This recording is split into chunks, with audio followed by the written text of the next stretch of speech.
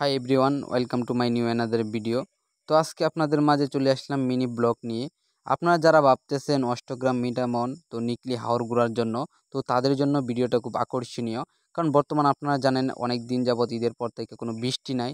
সেই জন্যেই কিন্তু ইটনা হাওরগুলা যে মিটামন অষ্টগ্রামে কোনো পানি শূন্যতা দেখা যাইতেছে। আর আমরা সবাই জানি যেহেতু কোরবানি ঈদের পর কিন্তু মানুষের সবার একটা আকর্ষণ থাকে যে হাওর এলাকা ঘোরা। আর আমরা সেই সুবাদেই চলে গেছিলাম কিন্তু হাওরে ঘোরার জন্য, যেমন যে হাওরের প্রাকৃতিক পরিবেশটা এবং জলরাশিগুলা দেখার জন্য। আর আইসা দেখলাম যে এখানে এত পরিমাণ পানি নাই। তারপরে আমরা কি করব, যতটুকু পানি আছে মোটামুটি ভালোই, কিন্তু বৃষ্টি হইলে মনে হয়তো আরো সৌন্দর্য মানে প্রকাশ পাইতো হাওড় এলাকার। তো এখানে অনেক পর্যটকরা আসতেছে, আর যেহেতু এখানে দেখলাম যে আমাদের সেন্ট মার্টিন কক্সবাজারের মতো যেরকম এই যে ট্রলার বা এই যে ফিশবোট রয়েছে, তো এইগুলার ফিল নিতেছি।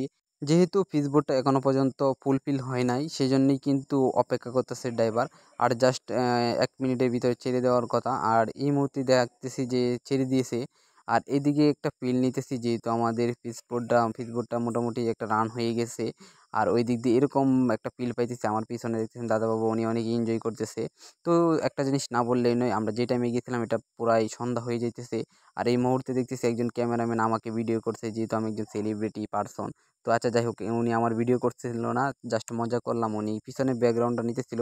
আর আমি যেহেতু ক্যামেরা ধরছি ওই জায়গার মধ্যে একজন মানে আমার সামনে ভিডিও করব, সেটা তো কখনো মানা যায় না। আর আমার যেটা না বললেই নয়, সেটা হচ্ছে যেই ফিল্ডটা আমরা হাজার হাজার টাকা দিয়ে মানে নিতে পারতাম, আর সেটাই কিন্তু 1 থেকে 150 টাকার মধ্যে আমরা কিশোরগঞ্জ হাওরেই নিতে পারতেছি।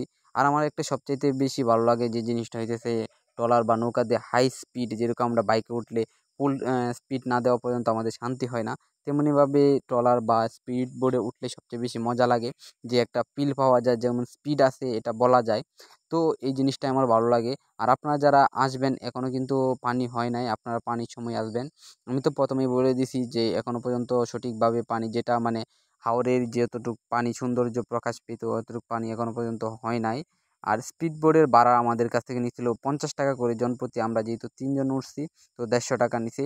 আপনাদের কাছ থেকে আরও কমও নিতে পারে, বেশিও নিতে পারে। আপনারা একটু যদি মানে সঠিক দামাদামি করে ওঠেন, তাহলে 4-5 জন বেশি থাকলে অবশ্যই কম টাকার মধ্যে উঠতে পারবেন। আর সেই একটা ফিল পাইছিলাম সন্ধ্যার সময়, এবং ঠান্ডা, আমরা যেদিন গেছিলাম প্রচুর পরিমাণ রৌদ্র ছিল। আর ওই সন্ধ্যার সময় একটা এরকম একটা ফিল পাইছি যা আপনাদেরকে বলে বোঝানোর মতো না। তো আপনারা ফিলটা